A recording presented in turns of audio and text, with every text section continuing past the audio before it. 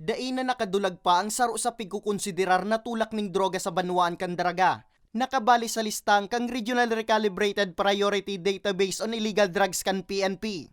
Alas 8:45 kaya ning Banggi, Hunyo 15, na corner ini kang otoridad sa pigkasar na bypass operation sa mismong residensya kani sa Barangay Malabog. Binisto ang suspect na si Alvin Morcoso, 45 anyos. Nakuha sa posyon kaini ang 65 gramo ning pigtutubudan na shabu o kantidad 442,000 pesos. Ani kang sa mong COP, wara kamong lugar digdi sa daraga. Lalo na po yung mga taga-ibang lugar na digdis talaga sila nagpapabakal kasi known na sila sa lugar ninda, and then yung iba nga on probation, nagtitinda sila digdi sa daraga kasi kung duman sa lugar ninda, bistado sila na kang mga operatives sa duman.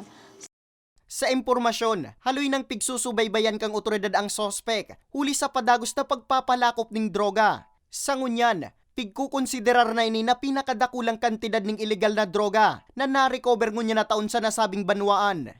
Mapapansin po nindo, monthly, may buy-bust kami, minsan 2 beses, minsan tulo. Talaga pong grabe po ang intensified campaign po namin anti-illegal drugs. Talagang pinupokusan may po talaga siya.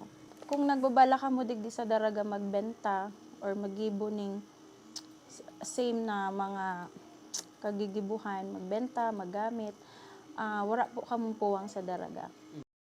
Sa presente, nasa kustudiya pa kan daraga PNP si Morcoso, mantang pigpoproseso pa ang kaso kaini sa pagbalgar sa Section 5 Asin 11 kang Republic Act 9165 o Comprehensive Dangerous Drugs Act of 2002.